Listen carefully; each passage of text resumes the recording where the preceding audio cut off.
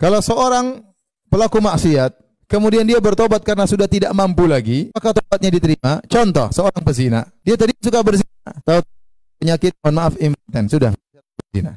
Saya bertobat pada Allah setelah dia terkena impoten. Apakah tobatnya diterima? Kenapa dia berhenti zina? Karena sudah tidak mampu. Contoh seorang pencuri, dia kerjanya mencuri. Pencuri pertama dipotong tangan kanannya, ketahuan. Terus habis itu dia masih mencuri lagi, dipotong lagi kaki kirinya. Masih mencuri lagi, dipotong lagi tangan kirinya. Masih mencuri lagi, dipotong lagi tangan kanannya. Sudah habis itu sudah kepotong semuanya, dia sudah nggak bisa mencuri. Kata dia, saya bertobat kepada Allah Subhanahu wa Ta'ala. Menyesal saya dengan perbuatan saya dulu. Apakah tobatnya diterima? Contoh, ada seorang kerja di bank konvensional. Kita sudah tegur, ya akhi, ya ukhti, berhentilah, itu riba. Kau makan uang riba, haram ini. Ini pekerjaan yang hina. Allah sangat benci dengan namanya riba. Dia tidak mau berhenti. Setelah dia pensiun, dia bilang, saya bertobat kepada Allah Subhanahu wa Ta'ala. Karena memang dia sudah pensiun.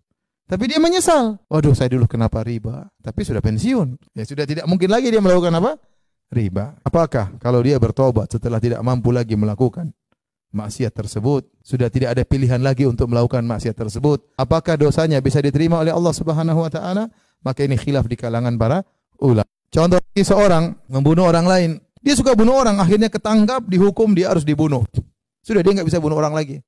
Akhirnya dia bertobat kepada Allah. Sudah dia membunuh orang udah nggak bisa, kebiasaan dia merampok, membunuh, nggak bisa lagi. Kenapa? Dia ditangkap dan dia akan dihukum pancung. Akhirnya dia bertobat. Mulai dia baca Quran, apakah tobatnya diterima? Ini masalah. Seandainya dia bertobat waktu dia masih berani berhenti, itu lain cerita, jelas disepakati tobatnya diterima. Dia masih kuat berhenti dari zina, dia bertobat, tobatnya diterima. Dia masih kerja di riba, kemudian dia berhenti, dia tinggal, jelas diterima. Karena dia masih mampu melakukan tapi dia tinggalkan. Yang jadi masalah sekarang dia bertobat setelah dia tidak mungkin lagi bisa melakukannya. Nah, apakah taubatnya diterima? Maka ada dua pendapat di kalangan para ulama.